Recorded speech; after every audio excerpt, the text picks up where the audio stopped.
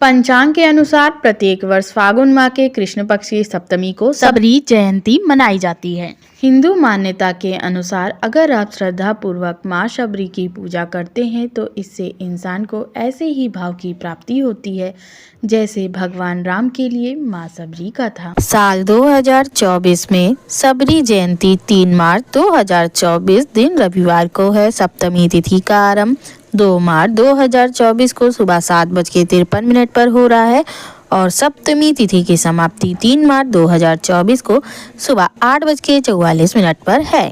धार्मिक मान्यता है कि त्रेता युग में फागुन माह में कृष्ण पक्ष की सप्तमी को भगवान श्री राम का मिलन माता सबरी से हुआ था। इस अवसर पर माता ने आश्रम में भगवान श्री राम के स्वागत सत्कार में झूठे बेर खिलाए।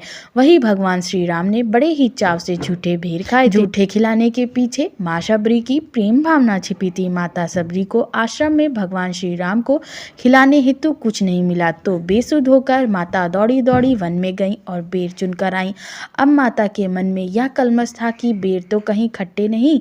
इसके लिए माता सर्वप्रथम खुद बेर खाती थी, फिर भगवान श्री राम को खिलाती थी। जब माता सबरी को खट्टे बेर मिलते तो वह बेर भगवान को नहीं देती थी। यह दृश्य देख शेषनाग अवतारी लक्ष्मण अचंभित हो गए। भगवान और भक्त की यह प्रेम भावना अकल्पनीय है। अतः हर वर्ष सबरी जयंती धूमधाम से मनाई जाती है। भील समुदाय से संबंध रखने वाली माता सबरी का नाम श्रमणा था।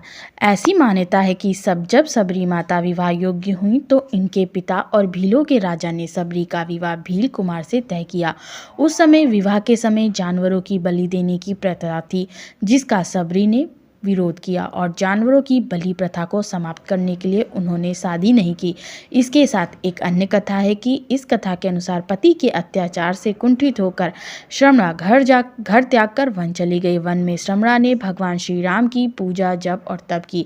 कालांतर में वनवास के दौरान भगवान श्री राम और माता सबरी का मिलन हुआ। आइए जानते हैं माता सबरी की पूजा विधि। इस दिन ब्रह्म मेला में उठकर सर्वप्रथम भगवान श्री राम और माता सबरी का स्मरण कर नमस्कार करें। इसके बाद घर की साफ सफाई कर दैनिक कार्यों से निवृत्त हो जाएं।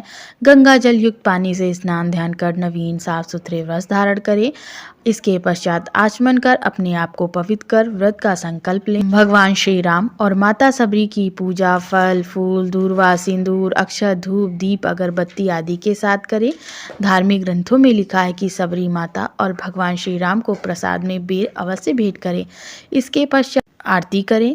इस दिन पूरा दिन उपवास रखें और संध्या काल में आरती अर्चना करने के बाद फलाहार करें। माँ शबरी या श्रमणा अपने पूर्व जन्म में एक अप्सरा थीं जो देवराज इंद्र की किसी समारोह में उपस्थित थी। उस सभा में भगवान विष्णु का आगमन हुआ। वह भगवान विष्णु के प्रति अनुरक्त होकर उन्हें अपलक दृष्टि से देखती रह गईं।